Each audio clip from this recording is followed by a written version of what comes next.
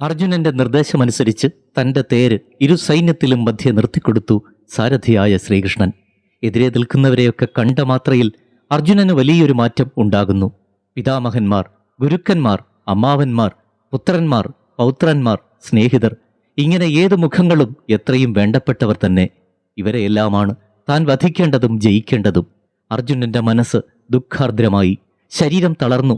തളർന്ന ഹൃദയത്തോടുകൂടി അർജുനൻ കൃഷ്ണനോട് പറഞ്ഞു, കൃഷ്ണ, ഈ മുന്നിൽ നിൽക്കുന്നവരെയെല്ലാമാണ് ഞാൻ വധിക്കേണ്ടത്. എല്ലാവരും എനിക്ക് പ്രിയപ്പെട്ടവരാണ്. ഇവരെയെല്ലാം വധിച്ചിട്ട് നമുക്ക് കിട്ടുന്ന രാജ്യം എന്തിനാണ് കൃഷ്ണ? എൻ്റെ മനസ്സ് തകർന്നു പോകുന്നു. ഗാന്ധീവം എൻ്റെ കയ്യിൽ നിന്നും താഴെ വീണു പോകുന്നു. ഒരു വംശത്തെ മുഴുവൻ നശിപ്പിച്ച മഹാപാപത്തിൻ്റെ കരിനിഴൽ എന്നിൽ പതിയില്ലേ കൃഷ്ണ? യുദ്ധം പലതരത്തിലുമുള്ള ദോഷങ്ങൾക്ക് കാരണമാകും. ഇതൊന്നും ആലോചിക്കാതെ യുദ്ധത്തിന് തയ്യാറായത് വലിയ തെറ്റായി എന്നെനിക്ക് തോന്നുന്നു. എനിക്ക് യുദ്ധം ചെയ്യാൻ വയ്യ കൃഷ്ണ. അർജുനൻ ഗാന്ധീവം താഴെ വെച്ച് ആ തേർത്തട്ടിൽ തളർന്നിരിക്കുന്നു.